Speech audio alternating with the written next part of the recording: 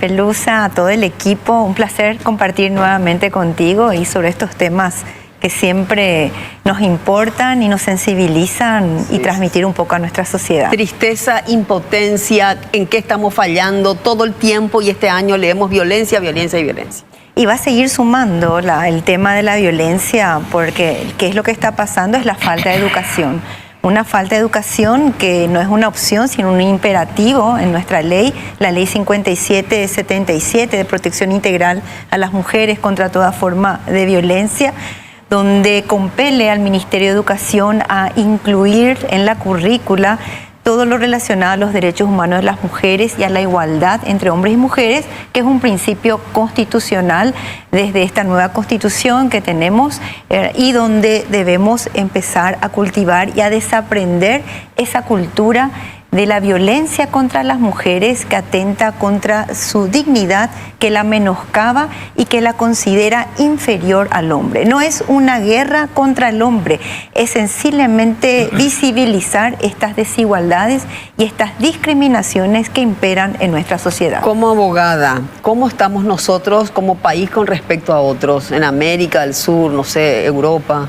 Me gustaría hacer entonces dos puntos. Sí. Normativamente, es decir, con relación a las leyes que tenemos, hay un avance porque tenemos esta ley que te acabamos de individualizar, tenemos principios constitucionales, el Paraguay firmó tratados de derechos humanos de las mujeres en el orden supranacional a nivel de Naciones Unidas, a nivel regional, CEDAW, Belén do Pará.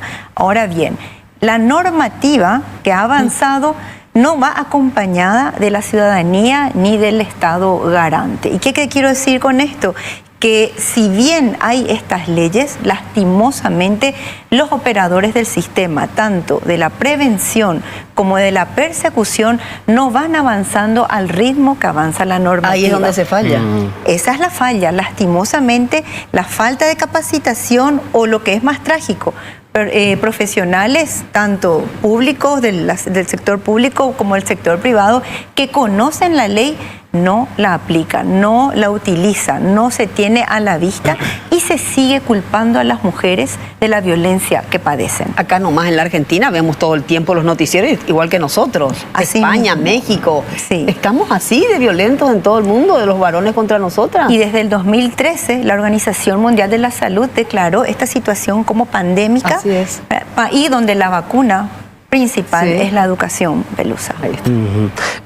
Hablando un poco de estas normativas y leyes que tenemos, que dentro de todo, bueno, es un paso importante como país. Así es. Al fin y al cabo, se aplican pero a medias, ¿verdad? Porque ahí aparece la prisión domiciliaria, medidas alternativas, puede salir a trabajar, que al fin y al cabo el violento utiliza ese beneficio, entre comillas, para terminar lo que había comenzado. Pero espera, hablando de eso, hoy leemos la noticia domiciliaria en la casa de la madre de este hombre a cuadras de la mujer a la cual sigue amenazando y por matar. Y entonces no era que había que ver una distancia razonable, kilómetros, no sé. Y me encanta cómo él la define, la aplicación de la norma a medias, que yo creo que es peor que no aplicarla. Totalmente. ¿Por qué? Porque crea una expectativa. Tenemos la norma que dice, al momento de recibir una denuncia, la policía, el Ministerio Público, cualquier otra de estas instituciones, el Ministerio de la Mujer a través de su línea de emergencia, hay un protocolo que seguir, hay una comunicación interinstitucional de acompañamiento a la mujer que formula la denuncia, de medidas de protección que tiene que disponer el juzgado de paz, de no acercamiento, de alejamiento con alcance a los hijos, hijas y dependientes. Es decir, mientras se investiga si el hecho realmente existió, porque puede ser una violencia psicológica que no deja cicatrices visibles, pero las cicatrices van por dentro y no sabemos desde cuándo, hay que tener en cuenta que esa mujer víctima de cualquiera de las formas de violencia puede no reconocerse que lo que está viviendo es una forma o varias formas de violencia.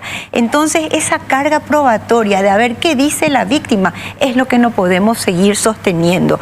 Y sobre todo, el sistema de protección que es Fiscalía, Juzgado de Paz, Poder Judicial, Policía Nacional, que hasta hoy, y me consta, porque ha pasado inclusive en mi barrio, viene la policía y pregunta: ¿Qué te pasó a la víctima? Al lado del agresor, claro, en una situación totalmente distinta a que si le hubieran robado la cartera. Exacto. No, está el agresor al lado. No va a relatar con detalles. No, pero nada. Obvio, va a decir, no pasó nada. Claro. No pasó nada. Así Esa es la respuesta. Entonces, quiere decir que estamos fallando como Estado en todo lo que está escrito y que es imperativo su cumplimiento. ¿Por qué? Porque se aplica a medias o directamente no se aplica. Abogada, ¿cómo se...?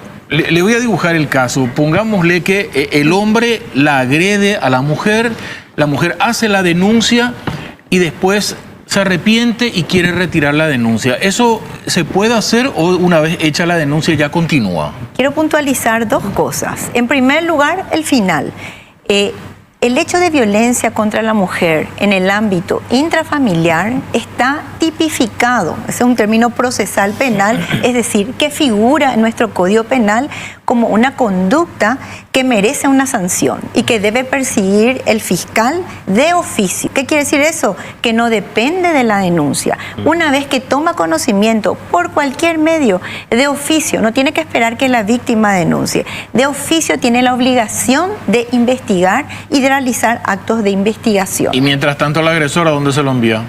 Y tiene que evaluar, porque hay presupuestos para que el fiscal disponga si ese agresor, si es un caso de flagrancia, si hay una violencia visible, si hay un dictamen psicológico que evalúa a la mujer de alguna manera determinar que esté siendo víctima de alguna forma de violencia psicológica, de una amenaza, de una coacción. Tiene los presupuestos que hacen de una prisión preventiva, tiene que disponer la prisión preventiva que finalmente se establece como una garantía del debido proceso. Ahora, siguiendo lo que él plantea. Retractación. Sí, eso me gustaría puntualizar. Eso. Este fenómeno de la retractación, que es decir, que desdecirse expresamente la verdad que no fue así, o tácitamente cuando es citada al Ministerio Público o al Juzgado de Paz y no aparece nunca más la víctima, es un fenómeno que ocurre en los hechos de violencia contra las mujeres y que responde a lo que en doctrina se conoce como el ciclo de la violencia. Una característica de Ayer esa. nada más teníamos, doctora, este caso del periodista Jorge Torres, justamente, Sí. en donde mucho se habló de eso y donde la mujer va y dice a la fiscal, le dice, no, acá fue un malentendido, que esto y que aquello. Ya nos arreglamos entre nosotros. Ya nos arreglamos entre nosotros. Arregló enseguido el periodista diciendo, no existe familia perfecta. Y arregló enseguida una foto Asumiendo familiar. entonces, ¿verdad? Una foto Así familiar. mismo. Sí, entonces, si vos me preguntás como docente, ¿verdad? Un caso como este, sin puntualizar, porque obviamente no estoy actuando yo Claro. como fiscal, Bueno. ¿verdad? Para mí es de libro. De Es libro, ¿verdad? las conductas O sea, de de manual, violencia, manual, de sí. manual, exactamente. Esto yo presento en mis clases, ¿verdad? Como el fenómeno de la retractación. Y lo puedo sostener también como exfiscal, porque fui fiscal 17 años y en los últimos años delegada de la Unidad Especializada de Violencia contra las Mujeres, y de 10 casos que tenía, 8 presentaban este fenómeno. Entonces, para no puntualizar el caso de ayer, ¿verdad?, que está en manos de una fiscal, yo te puedo hablar de este fenómeno en los casos que como ex fiscal me tocó conducir. Es más, venía la mujer y me ha tocado inclusive ir a juicios orales donde recuerdo perfectamente una mujer que perdió un ojo porque le clavó con un destornillador, y el día del juicio oral ella estaba sentada al lado de su agresor. Ella le pagó un abogado privado a su agresor para que lo defienda de su denuncia. De su denuncia, y ella nos gritó a mí y a la colega que queríamos destruir la familia. Entonces, realmente es algo muy complejo investigar estos hechos, pero muy necesario, porque las mujeres pelusas somos la mitad de la población y estamos siendo muy vulnerables a estos temas, porque mediáticamente entendemos, ¿verdad?, que por un lado se visibiliza esta problemática, pero por otro lado muchas veces no se actúa de conformidad a la ley. Quiero preguntar, ya que estamos en este caso, el caso de Juan Villalba, cuando la esposa también se retracta, pero la hermana de ella insiste en la denuncia, ¿verdad? ¿Cómo se hace? ¿Cómo maneja la justicia eso? Bueno, en primer lugar necesitamos que justamente quienes van a entender en estos casos sean personas capacitadas, que tengan conocimiento de cuáles son las diligencias urgentes.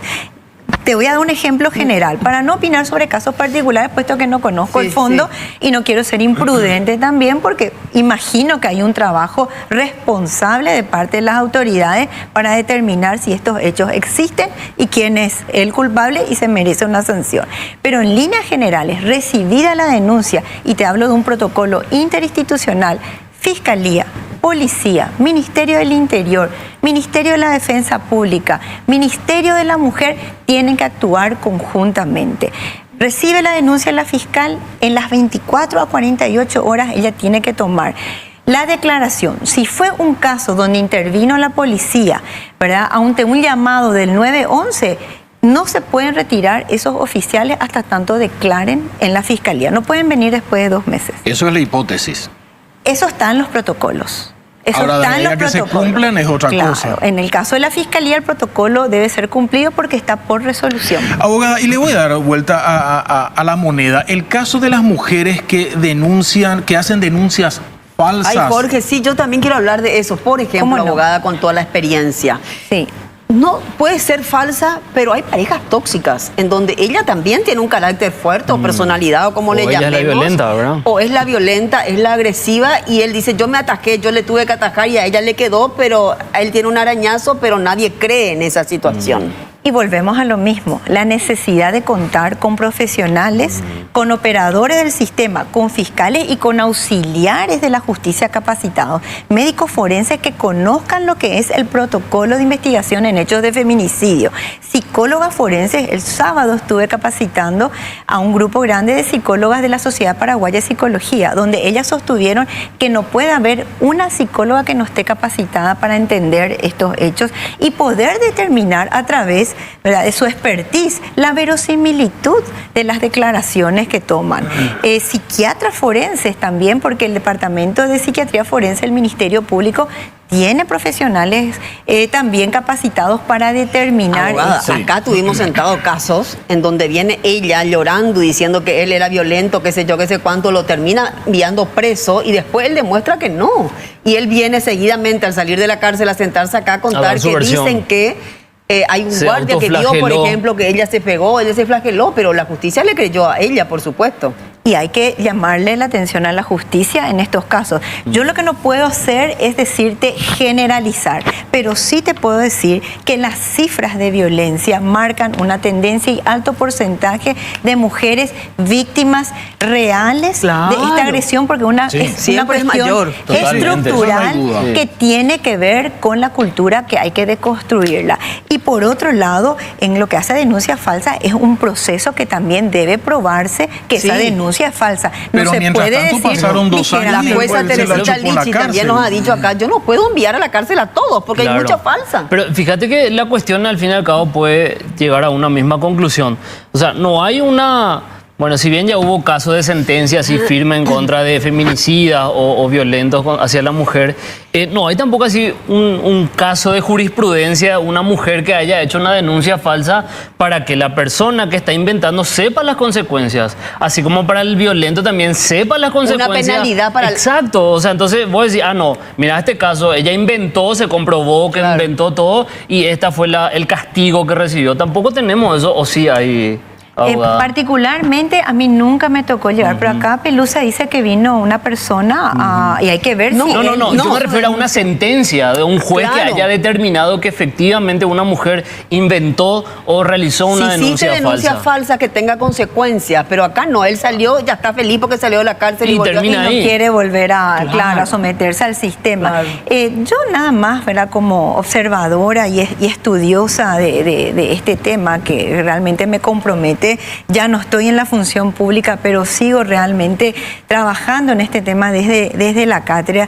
Yo quiero advertir nomás también que, en primer lugar, como les decía yo, hay cifras que revelan de que alrededor del 78% de las mujeres no se reconocen víctimas de violencia porque creen que eso le pasa a otro, pero a ellas no, ¿verdad? Ya sea por una cuestión social, de vergüenza, de miedo o simplemente, como vos acabas de mencionar, totalmente naturalizado. ¿Creen que ellas hicieron algo malo? Sí. Segundo, tengo información a través de investigación que cuando llegan al sistema de salud, ellas y les advierte el médico de guardia o la médica de guardia, lo primero que ellas dicen es, la verdad que yo le hablé mal, la verdad que yo le respondí. Entonces como que hay naturalmente asumir la culpa y eso está muy visible. Por eso es que yo creo que una mujer que llega a denunciar, ya sea a la policía, ya sea en la fiscalía, es una mujer que no le pasa por primera vez, que realmente es muy difícil.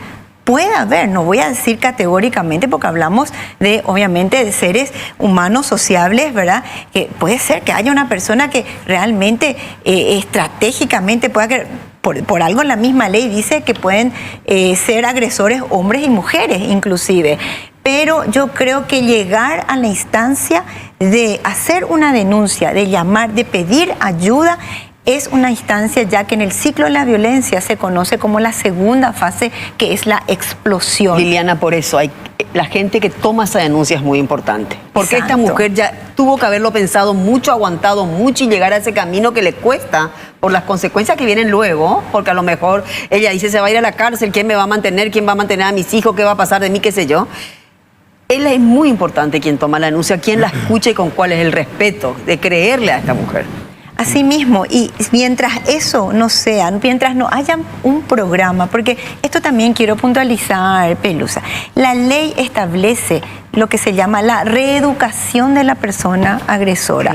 Entonces yo coincido, tal vez la sanción de pena privativa de libertad al final de una investigación no sea la que necesitamos cuando la razón y el origen tiene que ver con una problemática cultural. Entonces es un pendiente responsabilidad tanto del Ministerio de Salud como del Ministerio de la Mujer desde el año 2016 elaborar programas de reeducación de la persona agresora, porque puede pagar perfectamente su pena, cumplir su condena y salir y volver a cometer el mismo hecho, porque va a decir que eso realmente para él no es violencia. O desde adentro de la cárcel envía cero. Totalmente, Sigue ¿verdad? amenazando. Un caso parecido Que ahora son hace los poco. otros Creo casos. que esta semana lo hablamos de eso, la semana pasada. La semana pasada, hablamos de un Sí. supuesto autor moral del hecho, porque entró a la casa por la parte de atrás y le dijo, Sí. esto te manda tu ex, Sí, sí, le dijo exacto. supuestamente, y le tiró Brutal. unos balazos. Un consejito. Sí, bueno. Un consejito. Bueno, este y todos los martes. La ley nos habla el que, ¿verdad? Bueno, si bien ese él, ¿verdad? Tiene que ver con una cuestión de cómo se escribió el código, en el ámbito familiar, con quien conviva o no, por eso uno de los presupuestos es ámbito familiar. En el caso que vos me referís, es alguien de la familia. Que vive en la misma casa. Y si concordamos con la ley 5777, dice que agresor puede ser hombre o mujer. Entonces puede darse. Lo que sí es una problemática, hablando siempre con mis ex colegas, que muchos de estos casos hay que ser muy puntillosos cuando se trata de problemas de adicciones, problemas de salud mental que requieren una intervención de las instituciones de salud pública para que esa agresión producto de algún trastorno, no de una violencia machista o de una violencia contra la mujer por ser mujer, tenga que ver con otro tipo de problemática. Pero sabemos bien que el tema de la adicción a las drogas crea esa parte de ese familiar. Es triste esto, pero cuando está en ese estado de abstinencia es una persona que se vuelve muy violenta cuando necesita comprar, empieza a romper cosas, robar cosas, y a mí me han llegado denuncias en la fiscalía de padres, de madres que no saben qué hacer. Y ahí es donde decimos, Liliana, está la gente el dice, problema. bueno, si rompió, si le pegó a la mamá, a la hermana, que se vaya preso, pero tiene que ser tratada esta persona. Tiene que ser tratada. Vamos a la pausa y seguimos hablando del tema. Muchísima experiencia, Liliana Zayas. Ella hablaba de educación. ¿Y qué pasa? La educación se refleja, Liliana, y a la gente, y todos lo sabemos, en la familia cuando el hermano es el que tiene la razón, el hermano mayor. Atendele a tu hermano y él tiene siempre la razón y él te puede educar y él te puede pegar y violan a las hermanas y estos se quedan en familia y se callan porque esto así nomás y fue siempre. Y eso es lo que hay que desaprender, esa cultura que sometía a la mujer como en una situación de inferioridad con relación al hombre. Por eso es que hablamos de un problema estructural. Y es por eso que esta ley visibilizó, por un lado, esta violencia estructural que padecen las mujeres y que hay que hacer ese cambio cultural, establece medidas de protección, ¿verdad?, que son aplicadas por los juzgados de paz y juzgados penales de garantía, pero lo que no hay son las medidas de seguimiento. O sea, ¿quién controla después? Entonces tenemos juzgados de paz que están sobrepasados porque analizan cuestiones civiles, cuestiones laborales, cuestiones administrativas y violencia intrafamiliar. Entonces hoy se habla de una justicia especializada, de un proyecto de ley muy importante que va a permitir que esto se trate de una manera conjunta. ¿Cómo se trata hoy?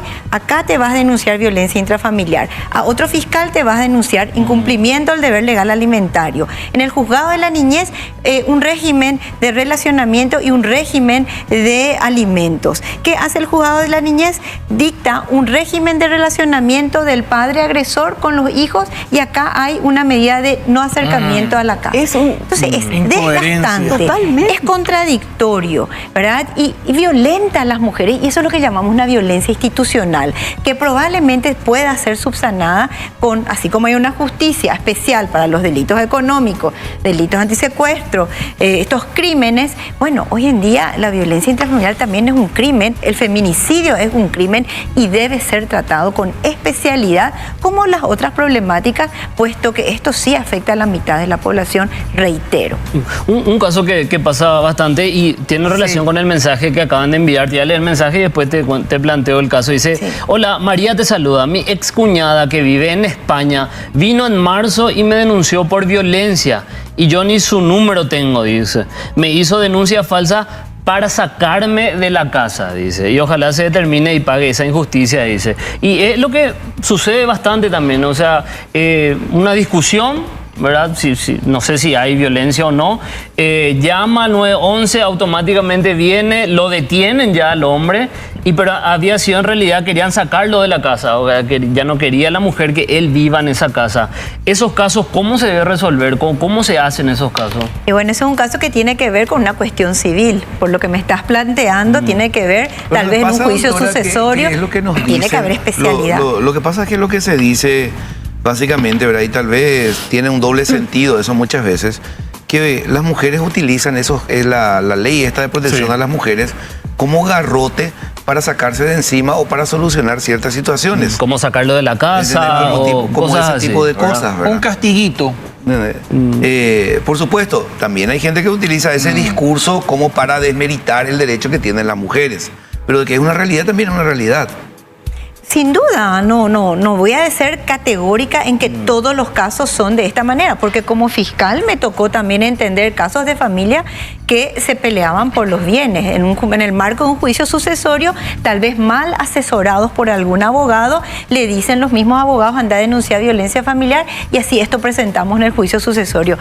De que hay de todo, hay de todo. Por eso yo creo que la única solución es que las personas que entiendan en estos temas puedan ver la especialidad y sobre todo que estas instituciones puedan trabajar de tal manera de determinar, porque cuando hay un caso de violencia hay que atenderlo de manera inmediata. Hay que colectar los elementos de prueba en las 24 48 horas, o si no tenemos estos fenómenos. Retractación, promesa de que nunca más volverá a pasar y luego ese mismo fiscal que recibió la denuncia de violencia familiar acompaña un levantamiento de cadáver por el hecho de feminicidio. Doctora, ¿qué pensás de este tema de las tobilleras? Ay, una expectativa, sigue siendo expectativa. Esto creo que está del año 2021, ahora dicen que ahí está. Ya estaban en prueba. Dicen ahora en diciembre, pero que está el que hoy escuchaba en la radio esta mañana, que la concesionaria o el que ganó la licitación otra vez tiene antecedentes de tener deudas. Entonces, siempre, yo no sé por qué cuesta tanto realmente llevar a cabo, porque esta es una política criminal, ¿verdad? Justamente tiene que ver con una protección en los casos de violencia y también con una cuestión del sistema de la prisión preventiva, ¿verdad? Entonces, esto esperemos que realmente se haga realidad, pero creo que es un número muy pequeño de tobilleras. Claro. En relación a la cantidad de casos que hay. Denuncias por día de violencia familiar en el país. Hasta octubre eran más de 30.000 denuncias de violencia familiar en todo el territorio de la República. Intrafamiliar, faltan de la violencia sexual, falta de violencia económica como un incumplimiento del deber legal alimentario y entre otras formas de violencia. Antes de despedirte, abogada, que te adoro y me encanta tenerte, Liliana, esa cámara, hablarle a nuestras mujeres que tengan fuerza, que a pesar de todo lo que nos falla la justicia. por el camino para llegar a que se resuelva algo, tienen esperanza? El acceso a la justicia es un derecho humano que está consagrado en la ley, en la Constitución, en los tratados internacionales. Y nosotros te decimos a vos, denuncia, le decimos a tu familia, denuncia, acompaña al vecino, a la sociedad.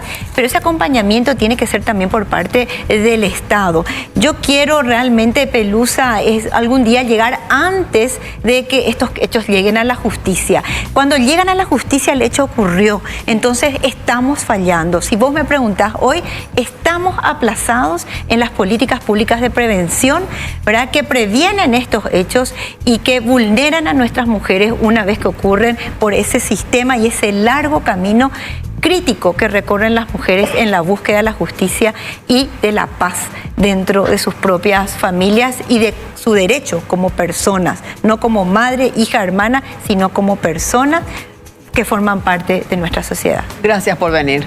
Gracias a vos, gracias a ustedes. Gracias. Y gracias por hablar. Felices fiestas. Hay que hablar, no hay que cansarse de hablar y ojalá se resuelva en algún momento y disminuya muchísimo todo lo que nos está pasando.